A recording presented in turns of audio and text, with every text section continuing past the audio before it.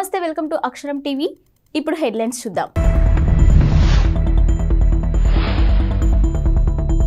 నేటి నుంచి కాకినాడ జిల్లాలో పర్యటించనున్న పవన్.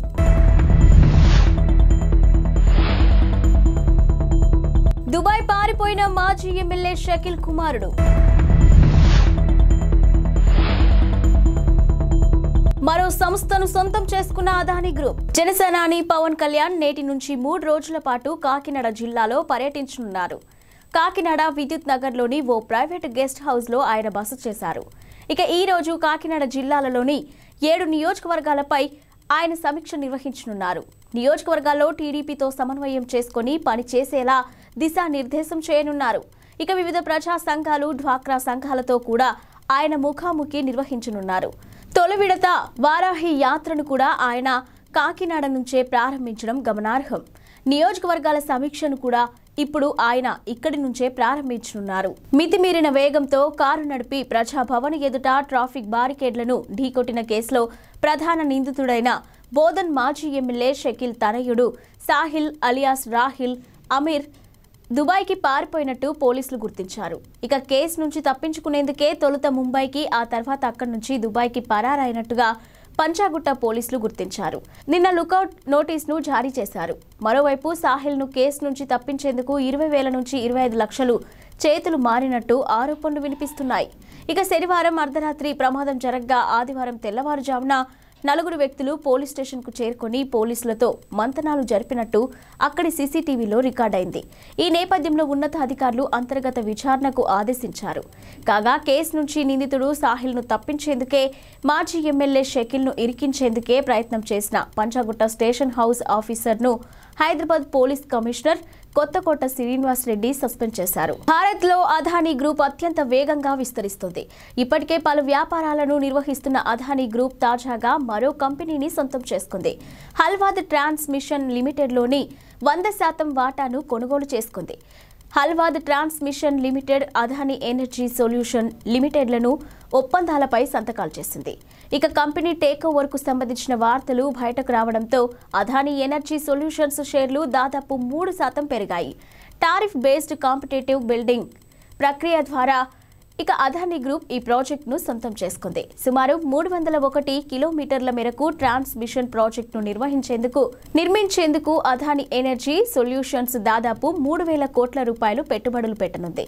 ఇక ఈ ప్రాజెక్టులో 765 కిలోవాట్ల హల్వాద్ స్విచ్చింగ్ స్టేషన్ నిర్మాణం కూడా ఉంటుంది. ఎంఫిల్ ప్రోగ్రాంలకు గుర్తింపు లేదని యూనివర్సిటీ గ్రాంట్స్ కమిషన్ యూజీసీ మరోసారి స్పష్టం చేసింది. వీటిల్లో చేరొద్దంటూ విద్యార్థులకు సూచించింది. కొన్ని యూనివర్సిటీలు ఇప్పటికీ ఎంఫిల్ ప్రోగ్రాంలో అడ్మిషన్లు చేపడుతున్నట్టు తమ దృష్టికి రావడంతో ఈ నోటీసులు జారీ చేశామని వెల్లడించింది. కొన్ని యూనివర్సిటీలు ఎంఫిల్ ప్రోగ్రాంలలో అడ్మిషన్లు చేపడుతున్నట్టు మా దృష్టికి వచ్చింది. ఇక ఎంఫిల్ను ఒక డిగ్రీగా మేము గుర్తించట్లేదు. ఉన్నత విద్యా సంస్థలు ఎంఫిల్ కోర్సులు అందించకూడదని 2020 నాటికి రెగ్యులేషన్ నంబర్ 14లో స్పష్టంగా ఉంది అని యూజీసీ తన నోటీసులో పేర్కొంది. ఇక 2023-24 విద్యా సంవత్సరంలో ఎంఫిల్ అడ్మిషన్లు తక్షణం నిలిపివేయాలని యూనివర్సిటీలను కోరినట్టు వెల్లడించింది. ఇక విద్యార్థులు కూడా ఆయా ప్రోగ్రామ్స్లో చేరొద్దని స్పష్టం చేసింది. జనవరి 22న అయోధ్య రామాలయం ప్రారంభం కాబోతున్న నేపథ్యంలో ప్రభుత్వం కీలక నిర్ణయం తీసుకుంది.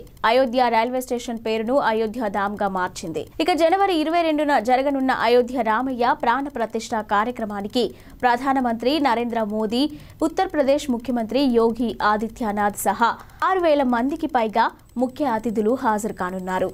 ఇక ఈ నెల 30న ప్రధాని మోదీ అయోధ్యలో విమానాశ్రయాన్ని ప్రారంభిస్తారు.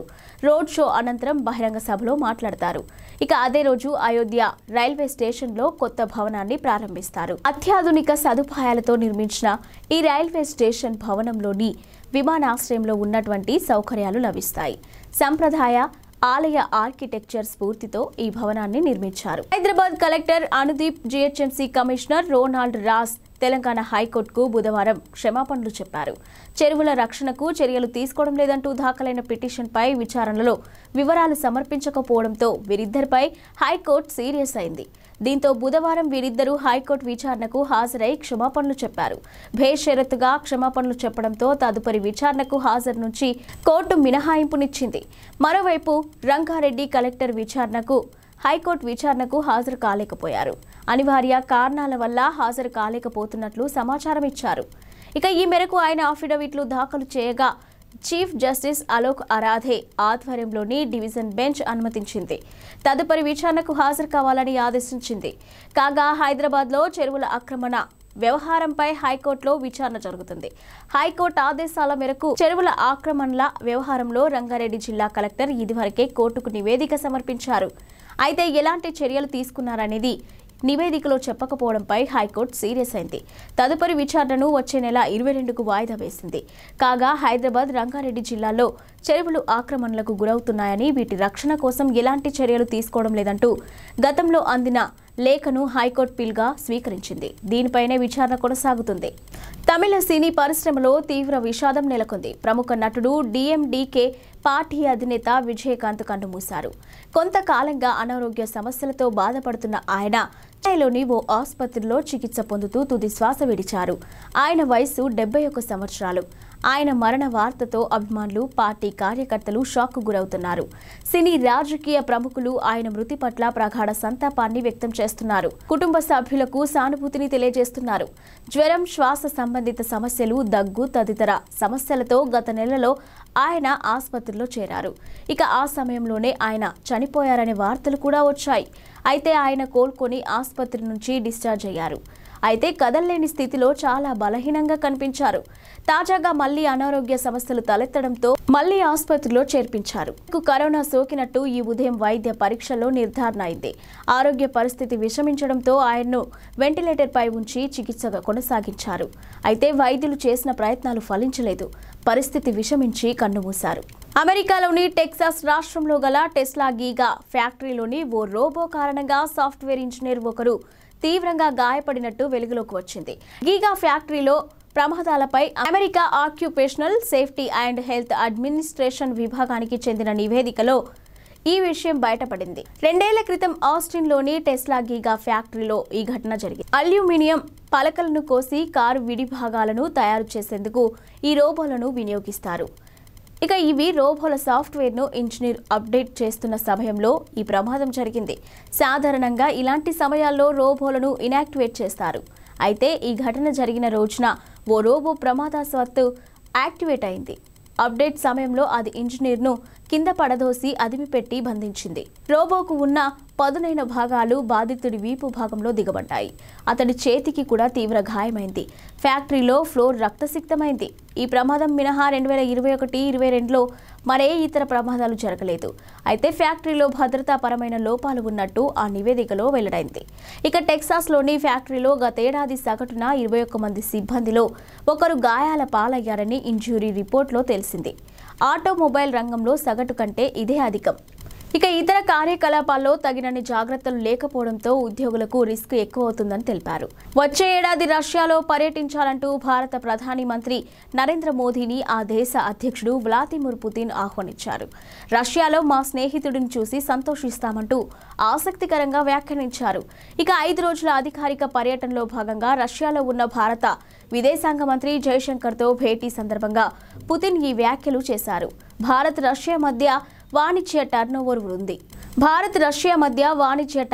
వృద్ధి చెందుతుందని ఆయన ప్రస్తావించారు.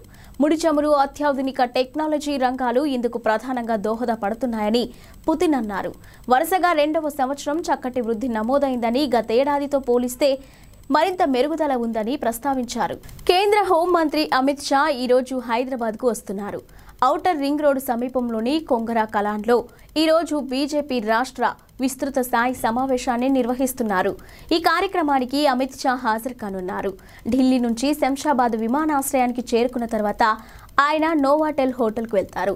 ఇక అనంతరం చార్మినార్ భాగ్యలక్ష్మి ఆలయానికి వెళ్లి ప్రత్యేక పూజలు నిర్వహిస్తారు. ఆ తర్వాత కొంగర కలాన్కు వెళ్లి పార్టీ కార్యక్రమంలో పాల్గొంటారు. ఇక ఈ సమావేశానికి బీజేపీ రాష్ట్ర అధ్యక్షుడు కిషన్ రెడ్డి అధ్యక్షతన వహించనున్నారు.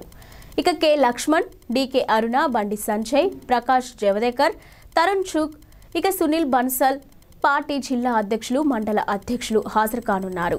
పార్లమెంటు ఎన్నికల నేపథ్యంలో పార్టీ శ్రేణులకు అమిత్ షా దిశానిర్దేశం చేయనున్నారు. మరోవైపు ఇటీవల జరిగిన ఎన్నికల్లో గెలుపొందిన 8 మంది బీజేపీ ఎమ్మెల్యేలతో అమిత్ షా ప్రత్యేకంగా భేటీ కానున్నారు.